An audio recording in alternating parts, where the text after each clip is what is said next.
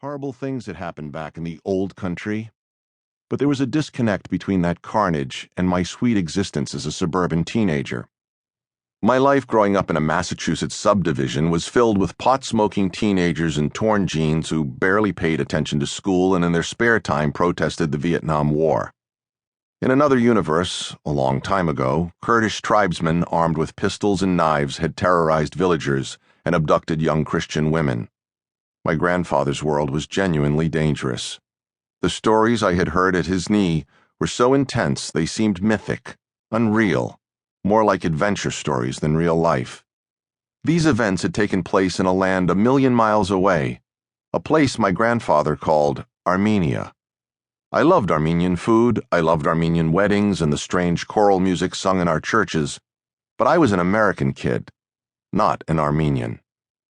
As I began my career as an author and actor, I refrained from emphasizing my roots. I didn't want to be pigeonholed as an exotic ethnic actor, and if I was going to write about the human condition, I would represent the world I knew, the leafy suburbs of New England and later the streets of New York City, not the harsh plains of Anatolia, of which I had no direct experience. The Armenian history that I had come to know through my grandfather's stories was not my history.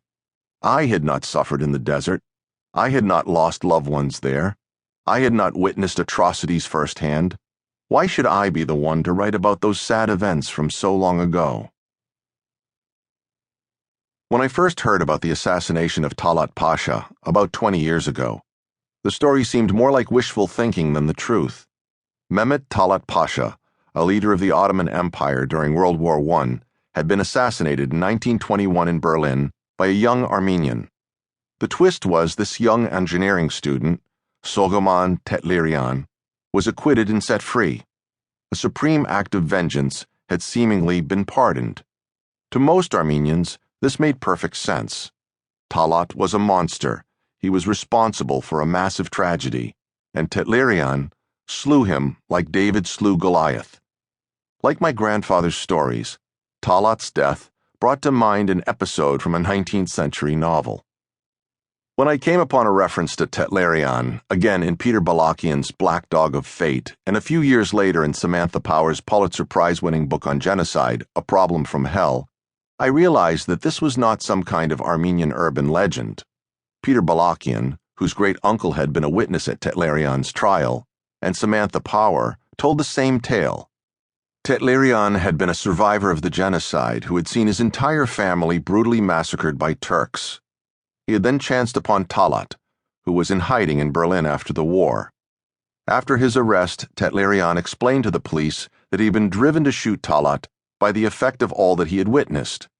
Incredibly, the judge and jury sided with the young assassin, sympathizing with his suffering and loss. The June 4, 1921 New York Times headline summed it up. They simply had to let him go. I found the transcript of Tetlerian's trial online. It was packed with gruesome details of Soghomon's ordeal, as well as a blow-by-blow description of the assassination. Why wasn't there a book or a film based on Tetlerian, I wondered. Clearly, the killing of Talat and Tetlerian's exoneration were tailor-made source material for a motion picture. I could easily imagine the structure of a big film. Act 1, the deportations and massacres in the desert. Act 2, Berlin, the assassination. Act 3, the trial and the triumphant acquittal. A true story filled with pathos and complexity and history. I had finally found an Armenian subject that would challenge me as a writer and memorialize my beloved grandfather. I decided to set aside a few months to write the screenplay. As soon as I began to sketch out a draft, obvious questions came to mind. How does an engineering student manage to kill a man who has spent his life surrounded by bodyguards? And with one shot? In the middle of a busy street? In the middle of the day? How did Tetlerian, a man who could barely speak German, get his hands on a gun in post-war Berlin? Was Tetlerian really a student? There was no evidence of his attending classes or having any friends who were students. If he wasn't a student, what was he doing in Berlin in the first place? How did he support himself? He didn't seem to have had a job. I read the court transcript over and over again. Something was wrong with this picture.